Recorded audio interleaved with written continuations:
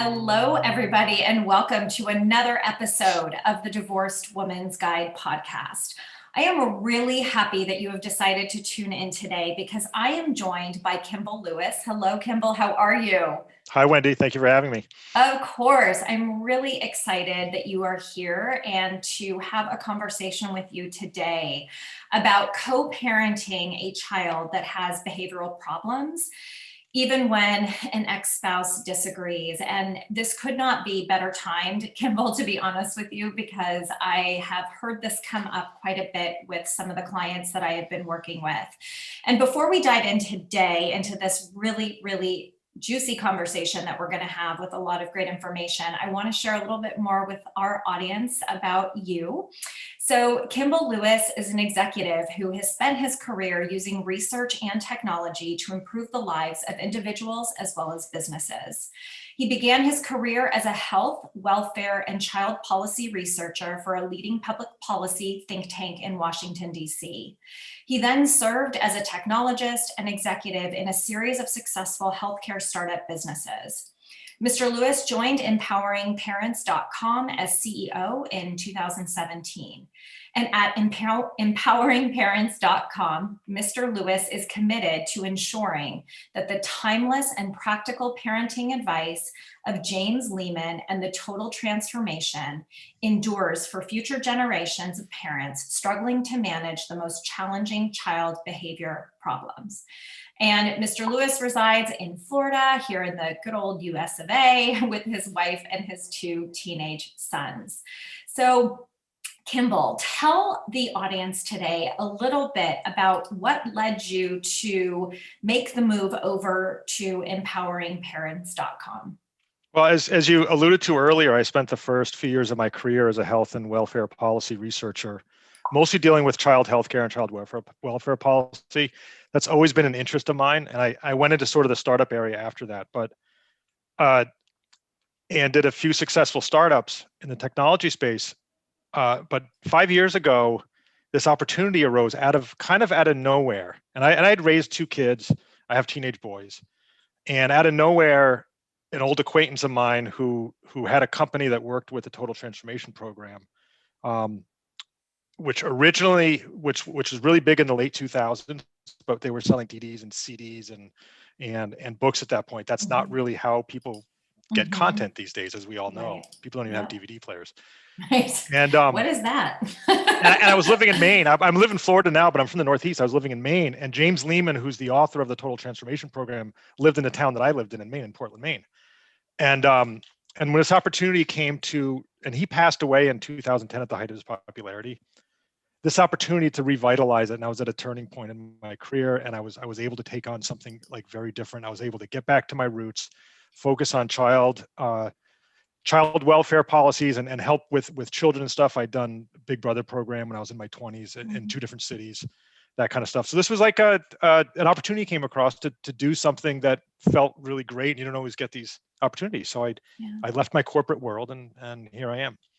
That's great. And the work that your company does is really important. And I really want to dive into our conversation today because, co-parent, well, first of all, divorce is hard enough, add co-parenting on top of it, and then a whole other layer of behavioral problems from kids, which, let's be real, it's expected. Divorce is not something that kids know how to necessarily deal with, and kids process their emotions very differently. So let's really jump in and let's start. I think a good place to start our conversation today is really around, why do kids tend to act out? Well, in our foundational program, which is the Total Transformation Program, and we have an accompanying program, which is called Two Parents, One Plan. So the Total Transformation is based on how do you deal with it. It's an instruction manual for dealing with defiant kids. And then the Two Parents, One Plan is a program for what do you do when you're not on the same page with your co-parent. Right. And in the Total Transformation Program, we teach through the work of James Lehman that it's exactly what you said. Kids have problem-solving problems, and that's the primary reason why they act out. And when we say problems, they have emotional problems, which is they have trouble dealing with frustration, anger, all these natural things that we've as adults have dealt with all of our life. It's new to kids, and they're having to deal with them. And a lot of them deal with them by acting out.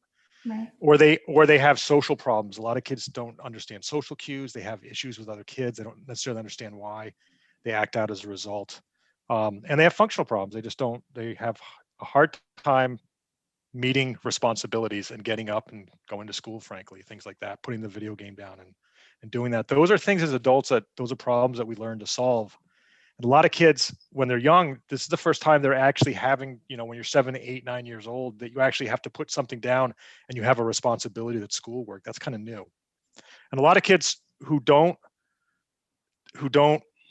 learn to solve those problems well will act out as a substitute for the problems. Some kids figure it out, all kids struggle a little bit, but some kids figure it out. The parents that come to us are the kids that are not figuring it out. And it's just becoming more and more of a problem. Yeah. So we see it as a problem solving issue.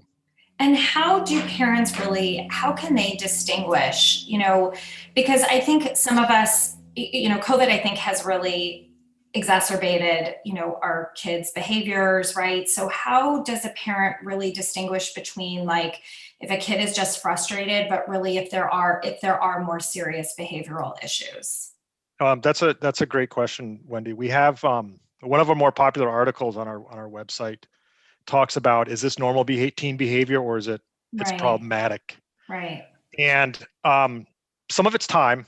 If they seem like after a couple of months they're getting past a little bit, or if it's just getting worse. So you sort of monitor it with watchful waiting, which they use in the medical community, watchful waiting. The other is that when it devolves into abusive behavior, particularly with their parents, and it can be verbal abuse, swearing, things that have just crossed the line, or abusive siblings, then it's a problem. And mostly, when parents are coming to us, it's become a big enough problem that it's made life very difficult for them. Yeah. And I also know, so many of us see our children as a reflection on us. They're an extension of us. Yeah. And I can imagine that when you are experiencing a child that is acting out the way that they are, that, the parents themselves are wondering, did I create this? How did I do this? Oh my God, this is going to make me look really bad. So why is that a myth and something that we as parents get to, basically separate our children's behavior from the fact that we had something to do with it? whether it's a myth or not, from a practical standpoint, we tell parents, you're not responsible for your child's behavior. Your child is. And you want to keep the accountability on your child. All you're responsible for is your response to it. And we'll point out to parents that there are effective and ineffective responses to child behavior, but don't take on the child's behavior as your own, as your fault. Right. It's not effective. It doesn't work. And it hurts the child. The child needs to be held accountable for their behavior. That's how they're going to learn to behave better. And likewise, since we're talking about co-parenting, and this happens a lot, blaming your co-parent for your child's behavior doesn't do your child any good. And we see that a lot, which is that the child's misbehaving. We don't like how the co-parent is raising the child, or when the child is in that parent's home, and the child's acting out or causing problems, and you start blaming the other parent for it. Yeah. You might have a case, but from a practical standpoint, you need to hold the child accountable for your child's behavior, and they need to see that from both parents as much as they can. And so it's the same way, don't blame yourself for your child's behavior. Right. Don't blame your co-parent for your child's behavior. Put the accountability on your child, and they'll have a much better chance of improving.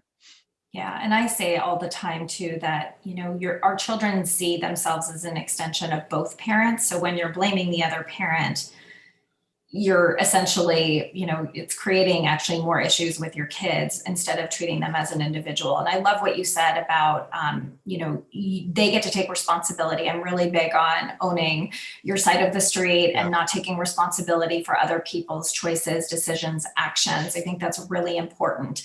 And so many times though, especially with younger kids as parents, when kids do tend to act out and then, there needs to be a consequence given, we don't always back it up. And many times we consider our consequences as failures because, we try them once and then, the kid, gets aggressive or basically says no to us. So how can we implement consequences that stick, that actually work when children act out like this?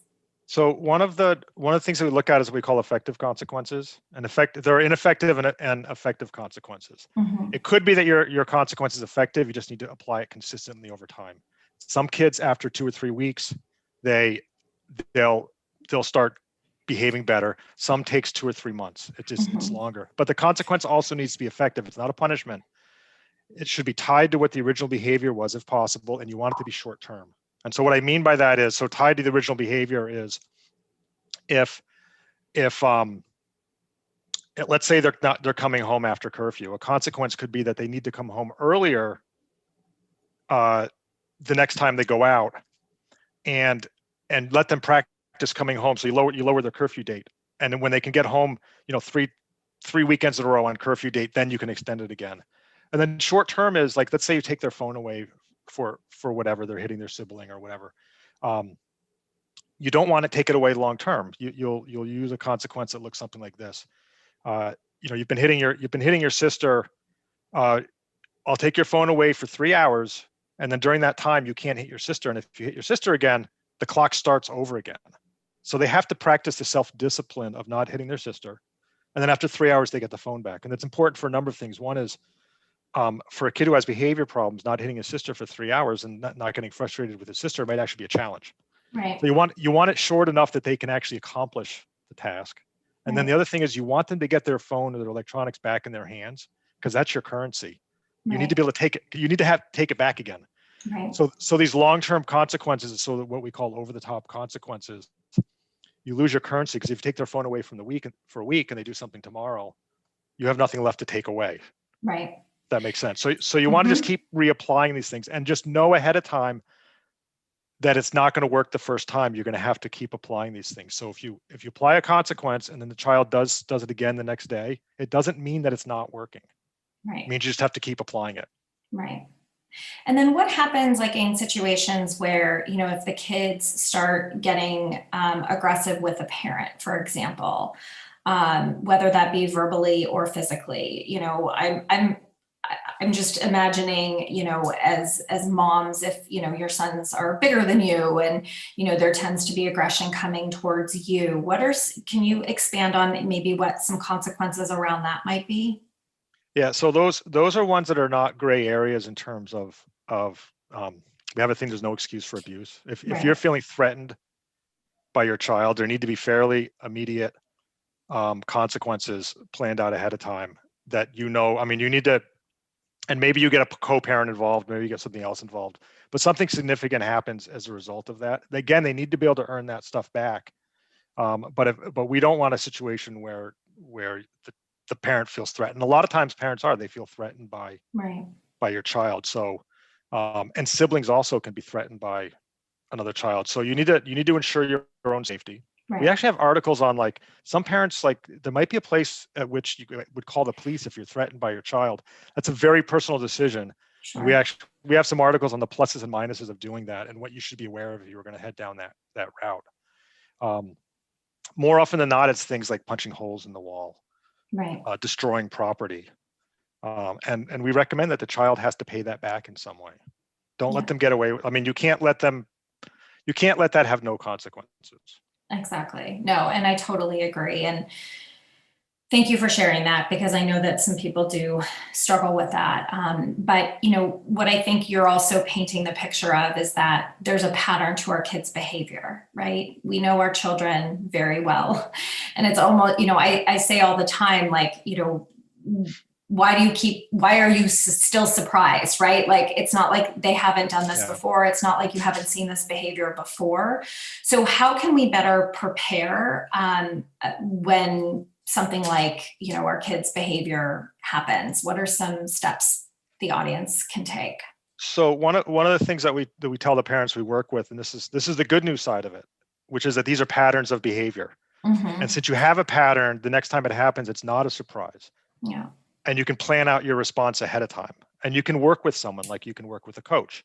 You can work with a therapist on how you're going to, and have a game plan set out for how you're going to respond the next time your child acts out. Or in the case before where you're actually scared of your child physically, how are you going to find what you need to have a safety plan in place under those circumstances?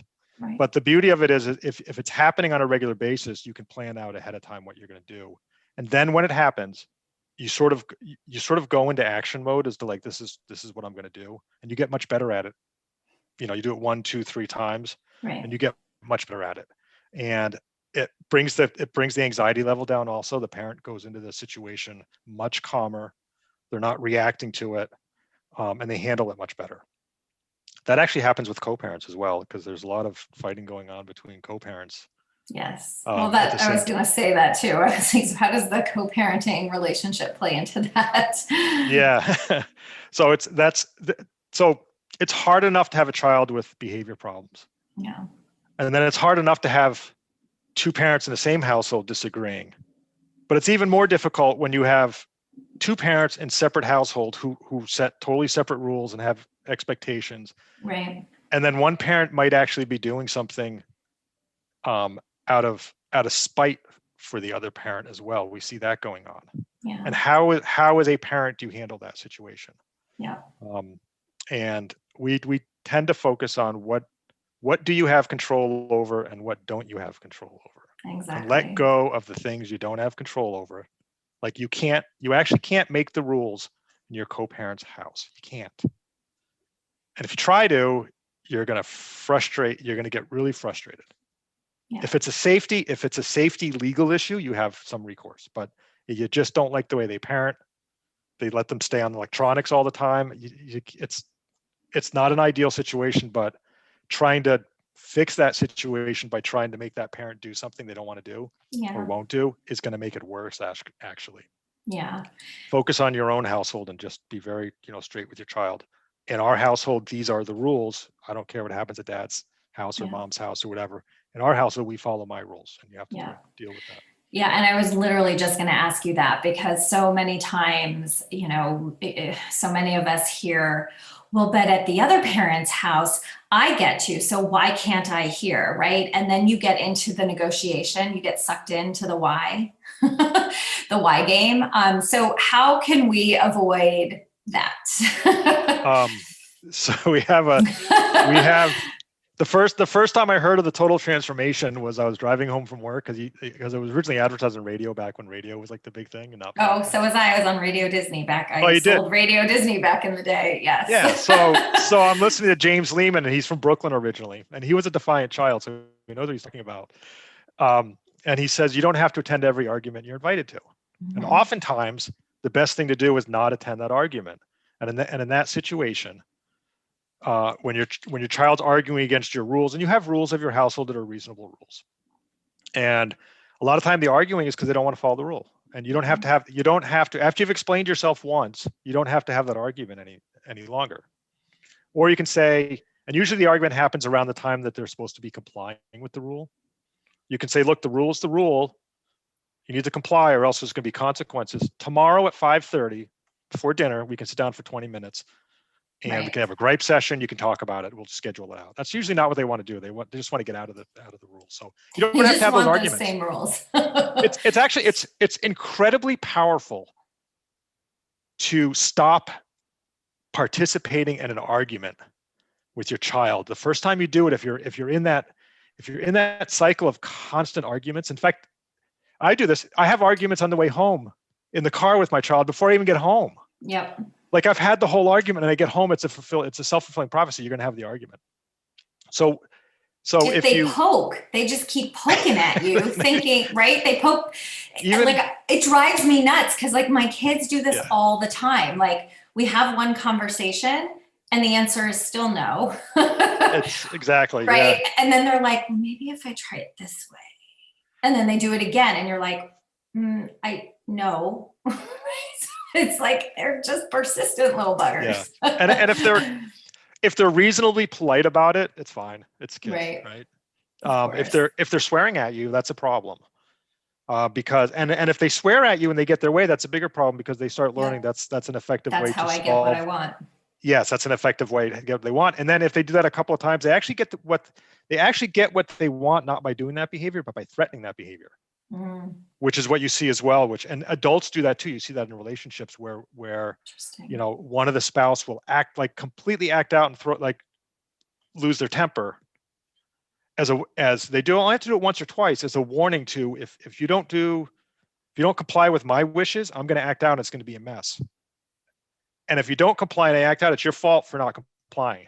Like there's this whole psychology in there, which is when you think through the dynamic after it's all done, it's not right. And the best thing to do is just to not attend those arguments. Yeah. I always say to myself, like I always remind myself, like, be the grown up. You are the grown up.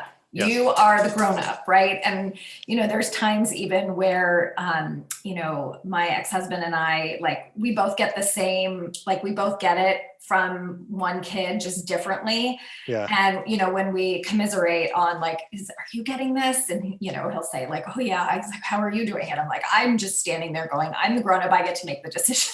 Yeah. And I say in my mind all the time, I am the grown up. I am the grown up. I get to make the rules. You do not get to make the rules. If your listeners don't know what self-talk is, what you're talking about is self-talk. It's actually really important. And I've had this discussion with someone recently. Do you say you or do you say Wendy? Because they also say that if you talk to yourself in the third person, is that better? Yeah, they say it's better. I don't know. There was a debate. It was an interesting debate, which is that if you call yourself by your first name as if it's someone else, like Kimball, you can do this, you're going to be fine. Don't overreact, Kimball. Don't, that somehow that's a more calming influence than if you're saying you, because it's actually someone else talking to you. So. Oh, I just literally be the grown up. It's that little phrase, just be the grown up. Yeah. That's it. But I'll add Wendy be the grown up. See what that shift is. And it could be don't attend the argument, be the grown up. That stuff's very important. That self-talk is very important. Or I can do this, I can do this. Exactly. I've rehearsed this, I've got this plan in place, I can do this. Exactly. It's okay if it doesn't work out this time. It's okay if it doesn't work out this time. There's going to be a next time. Exactly. I say that all the time. Like, don't beat yourself up. You always get another chance, right? You always have another opportunity to make a shift. And it's, it's all about you practice, and you get better at it, right? It's like exercising a new muscle and strengthening it. It takes repetition, it takes consistency, and it takes commitment. Yeah. You need to offer yourself grace, and you should offer your child grace too, because they're learning the process. They're relearning. Yep. Yeah. We always say, don't take their behavior personally. Even when they swear at you, don't take it personally. It's a problem. They're not solving their problems effectively, and you end up being the recipient of it, but don't take it personally, even if they say something horribly terrible about you. And in divorce situations, it can be terrible. They could be repeating something that the other spouse told them that they have no business knowing. Right. And they'll use it against you to solve their problem, which is to get out of a responsibility or out of frustration or whatever. You can't take it personally, because you have to view it as a behavior problem. Exactly. It's really hard to do. You can't do it all the time, and you can't beat yourself up if you do it 80% of the time, you're good with it, then that's, pat yourself on the back and shoot for 85% next time. And you can definitely get better at it. Exactly. Oh.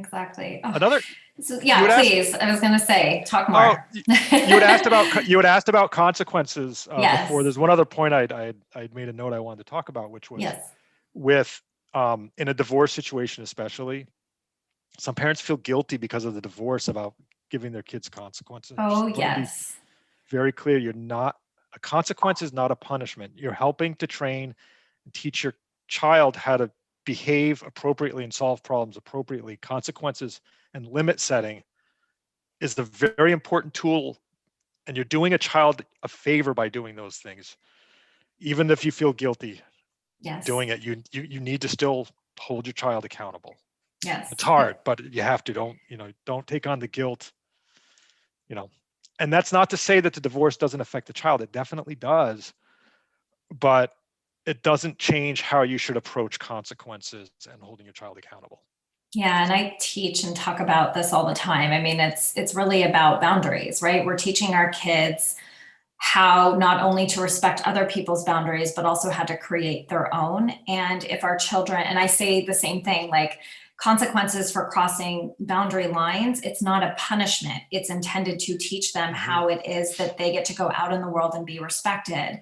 And how others get to feel respect, right? So if you're not teaching them I say there's always an opportunity for teaching. There's always an opportunity for a lesson in every engagement that we have with our children. And they get to understand that you can't just walk out into the world, use foul language, and expect to get what you want. That's not what you want your child walking around the world with, because what's going to happen when they're 25 years old and they're at their first job? If, you know, a boss reprimands them for, you know, not completing something, or something was completed incorrectly, what are they going to do? Fly off the handle, and then they're going to get fired. And, you know, so these are lifelong skills that we have the gift of teaching our children. And it is so, I mean, I'm doing a workshop around this right now. I do workshops on co-parenting, and I weave in boundaries, because boundaries with our children are crucial for their development and for learning how to engage in relationships. Yeah, I completely agree. And it's a very important, you're doing your child a favor by doing these things, and you're not doing them by a favor by absolving of those. Exactly. Of those and not holding them accountable. So it's a, Exactly. you know, you mentioned something, you know, in divorce situation, the other thing we try to point out is that in the best of situations where both parents they want the child to be in a good place, but you may have incredible disagreements over how to achieve that or how to handle a behavior problem. It's if possible, it's very important for the parents to try to find some common ground and focus on that common ground. And the first place we recommend starting is that if you have what we call a shared interest. So you have a shared interest in your child getting up and going to school and getting reasonable grades. Neither parent wants the child to fail. Right. So if you can focus on that shared interest, where you might disagree is not on that shared interest, but you may disagree on functionally what you ought to do about it. But we live in an ocean of disagreement. There are these islands of places where you disagree. You need to get on those islands. Yeah. And work your way around those islands if you can. And you can actually make progress. In a not perfect situation, you can make pretty significant progress. And you may have to try doing something that you don't want to do. But if you agree on what the interest is, which is your child behavior better, then you can try it. And we recommend saying things like, okay, I'll go along with this, but before we do it, how are we going to know if it's working? And let's assess it somehow. And if you have a cooperative parent, like, that's the ideal situation. You don't always end up there, but it's worth trying. And particularly if you have that shared interest, you have a good opportunity to find that place where you can try something. Yeah. And I mean, to me, that just sounds like kind of getting curious around what the expected outcome is, right? Yeah. Yes. Yeah. You both want the child to, like, if the child's not going to school for whatever reason, like we have that problem. We have a lot of parents come to us, the kid won't go to school. Yeah. Like that's a hard place to be, just won't get up and go to school. And, or isn't doing any studying, or who knows. I mean, it can be a lot of different things, but if they both have a shared interest in there, focus on that shared interest and get on the same page about that. Yeah, it's really important. Yeah. And if the child sees the parents are united on that, it helps the child as well. Yeah, 100%. I mean, helps the whole dynamic. Yeah, I was going to say, like, stronger together, you know, in those moments where you guys can band together, it's important. And it's important for your kids to see that, you know, there is still that connection and possibility. Whenever it relates to them, it creates safety. So, yeah. And I grew up in a divorced household, and both parents were committed to the kids, even though their relationship fell apart. And as a child in that I remember thinking in my 20s, looking back on it, that was important. Yeah. And they tried to get on the same page. They tried to do that for us as kids. And it was like, I appreciate it. Like, I recognized that at the time. Wasn't happy at the time. Of course. But they did they didn't get along with I mean, they didn't want to be married, but they, you know, so if you can achieve that, that's ideal. It's not always achievable though. And when it's not achievable, you have to do the next best thing. Exactly. Well, Kimball, this was great information. I really enjoyed our conversation. I think that there's so much knowledge that you shared, and, you know, empoweringparents.com is a great resource for everybody listening. And I know that you have a very generous gift that you are offering all of my listeners. So I'd love for you to share a little bit more about that. Yeah, so we have a coupon code. If you come to our site, you can subscribe to the Total Transformation, which includes 6 of our parenting programs, including the 2 Parents, 1 Plan and the Total Transformation. There's 4 others, and this is the coupon code is Wendy, and it'll give you 50% off your first month, and you can sign up and it streams to your phone or your tablet or your PC, and you can immediately start going through the program, which is a comprehensive guide direction book on how to deal with defiant kids. It tells you what to say, what to do in certain situations, and it's been an incredible program for so many parents. That's so generous. Thank you. I know so many of my listeners are going to jump all over that, and you guys, it's going to be in the show notes. So not to worry, I will make sure that you guys get that information. And Kimball, thank you again for joining me today and for the work that you and empoweringparents.com do. Thank you again, everybody, for tuning in. It was a pleasure to spend this time with you. I'm so grateful that you guys choose to listen. And as you always know, I try to ensure that with every episode that you guys get at least one nugget of information that helps to support you wherever it is that you guys are. I know I learned a lot today. Thank you so much for tuning in. I hope you guys have a beautiful rest of your day. Sending everyone out there lots of love, light, and joy. As always, mwah. Bye, everybody.